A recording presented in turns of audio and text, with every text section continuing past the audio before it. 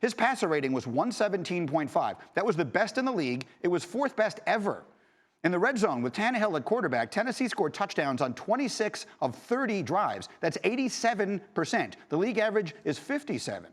And then listen to this. He completed better than 70% of his passes for more than 9 yards an attempt. The entire list of quarterbacks ever to do that before is Joe Montana in 1989 and Sammy Baugh in 1945. That's it. Tannehill will be 32 years old when next season starts. Tom Brady will be 43. Now, my point is not to compare the two. There is no comparison. Brady is the greatest of all time. But right this minute, is it possible the best move the Titans could make is to run it back with the guy they had last year? I'll let you decide that for yourself. In the meantime, I'll ask these guys right here. Before I go to Fowler on the contract demands, what do you think? Nah.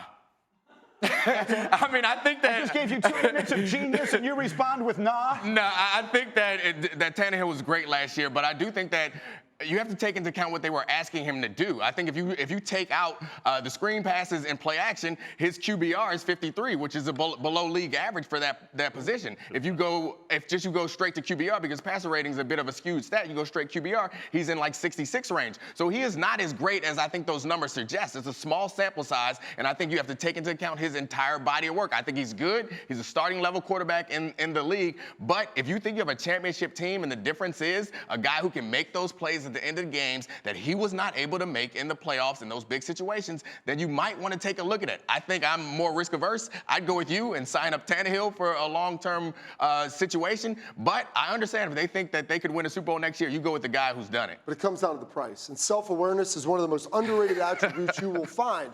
And Ryan Tannehill was really good. He had the best passer rating ever on play action. Like you're saying, Nick, what were you asking this guy to do? You were pounding the football, and you see all these rankings with what he was able to do throwing the football down the field, but a lot of that comes into the fact that they had Derrick Henry, an elite offensive line, and so he was a first-round pick. He got paid with the Dolphins, Greeny, and then you know what? He got benched, and now he finds his way to Tennessee, and they give him an opportunity again to do a little bit less. And so when he goes out and asks for $30 million, then all of a sudden Tennessee starts looking around saying, hey, if this is what we've got to spend for you, maybe we can look around and see what else is out there. So let's ask Jeremy. What is it going to cost to sign Ryan Tannehill? Yeah, Greeny, there's buzz in league circles that Tannehill's asking for a huge number, possibly up to $30 million per year, depending on how they structure the contract. So the Titans do value him, but at a price. And so they figure Brady can maybe do a little bit more with a little bit less money. Well, what's the market that we're looking at out there? Because you have Tennessee, that seems to be Brady's second option. Or I don't even want to say it's the second option. It's one of the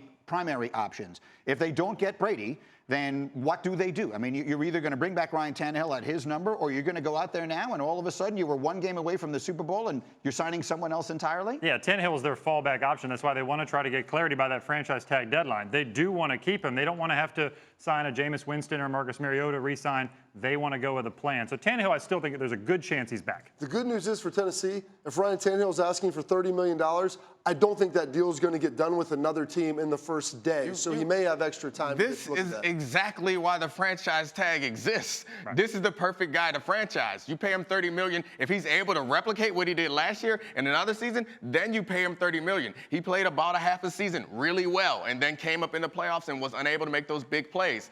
Franchise him, see what it gives you, and then lock him up. Got Derrick Henry, too, though. They might need to franchise If there's one thing I think we established here with clarity, it's that I'm right.